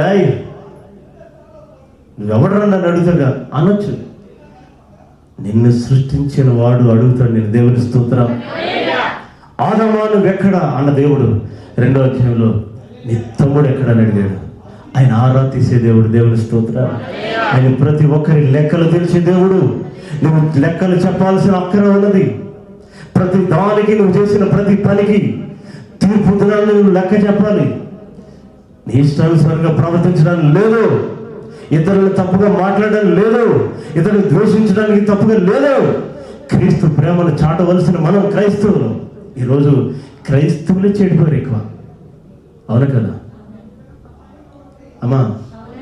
రావట్లేదండి నోరు? గట్టిగా చెప్పండి. చెడిపోలేదా? ఇక్కడ చెప్పండి, ఎంతమంది పడుతుంది మీకు? 5 ఆడలు ఉంటే పిలకలు ఊడిపోతే అంతే, ఇంకా మామూలు ఉంటారు. నిజమా బదులు 100 మంది క్రాప్లో ఉన్నవాళ్ళు గొడవలు రావు, మ్యాక్సిమం రావు. నిజమా బదులు 3 పిలకలు ఉంటాయి, 2 పిలకలు ఒకటి అవుతాయి. ఎందుకు అవుతాయి తెలీదు. ఇప్పుడు ఈ పిల్లక ఆ పిల్లక ముందు నుంచి ఫ్రెండ్ ఇలా కనెక్ట్ అవుతుంది. ఇప్పుడు ఎందుకంటే ఈవిడికి నచ్చినట్టు మాట్లాడుతుంది కాబట్టి. హల్లెలూయా. కాబట్టి ఆయన చూచే దేవుడు ఉన్నాడు. భయం కలగాలి ఈ మధ్య. ఆమేన్. నీ ప్రవర్తనకు లెక్క చెప్పాలి. ఏఆర్ స్టీవెన్సన్ గారి నాన్నగారు ఏఆర్ శిఖామణి చాలా గొప్ప పాటలు రాస్తాడు. ఆయన పాటలు రాస్తే కత్తిచ్చి పొడిచినట్టు ఉంటుంది ఆయన రాసిన పాటలు. ఆ రోజుల్లో రాశారు, ఇప్పుడు ఎవరు రాయట్లేదు.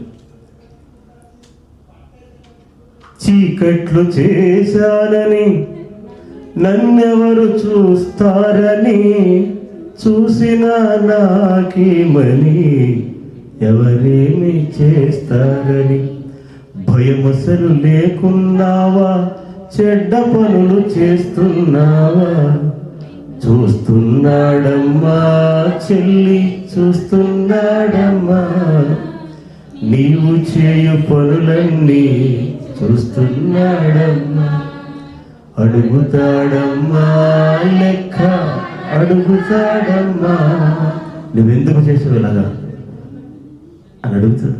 అందరు లేచి నిలబడదాం.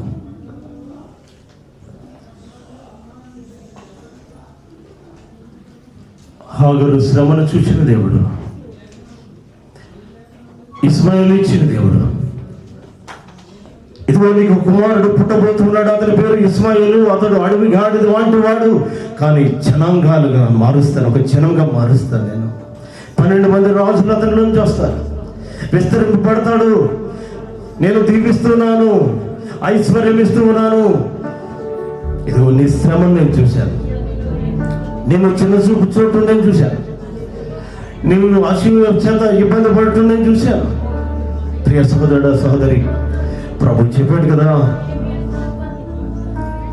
శ్రమపడి వారి మీద ఆయన కన్న దృష్టి ఉన్నది, నేను చూస్తూ ఉన్న దేవుడు. ఆమేన్. ఇదిగో లేయ ద్వేషింపబడుట ఆయన చూశాడు. ఇదిగో రూబేను, సిమ్యోను, లేవి, యూద గోత్రపు కర్తల్ని దేవుడిచ్చాడు. నిరాకరించబడిన వారిని ఆయన హెచ్చిస్తూ ఉన్నాడు, గొప్ప చేస్తున్నాడు. శత్రువు ఎదుట తన భోజనం సిద్ధపరుస్తున్నాడు, నేను కనపరుస్తూ ఉన్నాడు. 38 సంవత్సరాలుగా పడి ఉన్నాడు, ఎవరు పట్టించుకోవట్లా, ఎవరు లేడు, పలకరించే దిక్కు లేదు, ఆదరించేవాడు లేడు, మాట్లాడేవాడు లేడు, సహాయం చేసేవాడు లేడు. ఇదిగో నేనే సహాయం చేసేవాడిని, ఆపత్కాల సమయంలో నమ్ముకోనదగిన సహాయకుడు నేను అన్నాడు. ఇదిగో ఆయన చూశాడు. ఆయన స్థితి ఎరిగిన దేవుడు, నీ స్థితి ఎరిగిన దేవుడు. ఏ కట్ల చేత కొన్ని సంవత్సరాలుగా బంధించబడి ఉన్నావు, ఈ మధ్యాహ్నం ప్రభు చెబుతున్న మాట, ఇదిగో నేను కట్లు తెచ్చబోతున్నా. నీ స్థితి ఎరిగిన దేవుడు చెప్తున్నాడు, నీ స్థితి నాకు తెలుసు. Thank you Lord. హల్లెలూయా. మరణకరమైన రోగంలో ఉండి చావవలసిన వాడితో చెప్తున్నాడు, హిజ్కియా నీ కన్నీరు నేను చూశాను, నీకు ఆయుస్సు పెంచుతున్నాను. స్తోత్రం. నీళ్లు చక్కబెట్టుకో అన్నప్పుడు అతను చెప్తున్నాడు, సమస్తము దేవుని ముందు ఇప్పుతున్నాడు కన్నీటితో. నువ్వు కన్నీరు కార్చగలవా? కన్నీరు చాలా అమూల్యమైనది. 20 సంవత్సరాలు ప్రార్థన చేయని వ్యక్తి ఒక రాత్రి అంతా ప్రార్థన చేసి కన్నీరు కారుస్తే చెప్తున్నాడు, ఇక నువ్వు యాకోబు కాదు, ఇశ్రాయేలువి, నేను ఆశ్రయింపబడిన వాడివి. ప్రభు చెప్తున్నాడు, కన్నీరు కార్చాలి. వాళ్ళ దగ్గర వీళ్ళ దగ్గర ఏడవటం కాదు, ప్రభు దగ్గర ఏడవ. ఇక నువ్వు ఎక్కడ ఏడాల్సిన అక్కర రాదు. ఆయన కన్నీరు తుడిచి నాట్యంగా మారుస్తాడు. హల్లెలూయా. ఇదిగో ఆదరించిన దేవుడు, చూస్తున్న దేవుడు, శ్రమను చూసిన దేవుడు, ద్వేషం పడిన వారిని చూసిన దేవుడు, తృణీకరించబడిన వారిని చూసిన దేవుడు, వ్యాధగ్రస్తులను చూసిన దేవుడు, కన్నీళ్లు తుడిచిన దేవుడు ఇప్పుడు చెప్తున్న మాట, ఇదిగో నీ అన్యాయాన్ని కూడా చూస్తున్నాను, జాగ్రత్త. ఇష్టాలుగా ప్రవర్తించాను, నీ ఇష్టం అనుకోదు. ఈ జీవితం ఒక్క క్షణంలో మాయమైపోయింది. ఖబర్దార్. ఇదిగో ప్రశ్నిస్తున్నాడు కయ్యూను, నీ తమ్ముడు ఎక్కడా? లెక్క అడిగే దేవుడు ఉన్నాడు. ఎవరు అడగరని నువ్వు అన్యాయం చేస్తున్నావు, అడిగేవాళ్ళు లేరని నువ్వు దూషిస్తున్నావు, చిన్న చూపు చూస్తున్నాము, అక్రమంగా ఉన్నాము, నిర్లక్ష్యంగా ఉన్నాము, అహంకారంగా తిరుగుతున్నాము, అవిశ్వాసంగా ఉన్నాము, దుష్టత్వంలో ఉన్నాము. ప్రభు చెప్తున్నాడు, జాగ్రత్త. యెహోవా దృష్టి లోకమందంతటా సంచరిస్తుంది, ఆయన కనుమరుగు లేదు.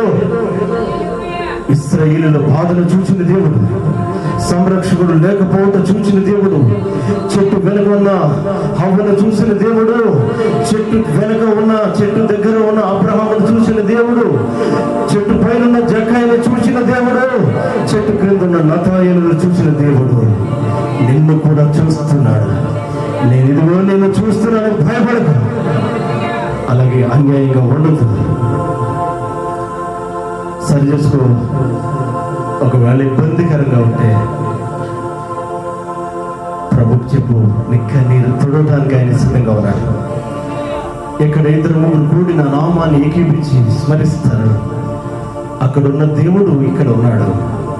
ఆయన నీతో మాట్లాడడానికి, నీ కన్నీరు తుడవడానికి, నీ స్థితిని మార్చడానికి, ఎన్నో సంవత్సరాలుగా బంధింపబడిన నీ స్థితి గతులను మార్చడానికి ఆయన ఏమైనా చేయగలిగిన దేవుడు, నీ స్థితిని మార్చడానికి సిద్ధపడిన దేవుడు. ఇదిగో ఆయన సమర్థుడు. యేసయ్యా, మా బిడ్డలు చూస్తున్నావు, నీకు వందనాలు. హాగను చూసావు, శ్రమను గొప్ప జనంగా మార్చావు.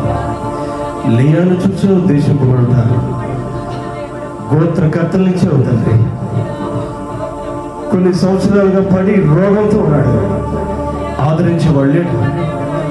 ఇదిగో నీటిలోకి తీసుకెళ్ళేవాడు లేడు, ఏ రోగమో అడిగేవాడు లేడు. ఎలా ఉన్నావయ్యా అని అడిగేవాడు లేడయ్యా. ఒంటరిగా ఉన్నాడయ్యా, అనాథగా ఉన్నాడయ్యా. ఇదిగో అతన్ని స్థితిని చూసిన దేవుడు, దిక్కున లేచాడు, పరిమితికెళ్ళాడు, స్వస్థపరిచిన దేవుడు. యా ఇసుక కన్నీళ్లు తుడిచిన దేవుడు. అన్యాయస్తులు కూడా చూస్తున్నావు దేవుడు, శ్రమపరిచే వారిని చూస్తున్న దేవుడు, మోసం చేసే వారిని చూస్తున్న దేవుడు. ఇదిగో మా బిడ్డల్ని అలా కాకుండా క్రమముగాను మర్యాదగా నడుచుకునే కృప దయచేయి. నీ ప్రణాళిక ఏమిటో అయ్యా, నీవు మా పట్ల దాచి ఉంచిన ఆ ప్రణాళికను మా బిడ్డకి దయచేసి కృప దయచేయి. యేసు నామములో అడిగిపోతే నామ తండ్రి.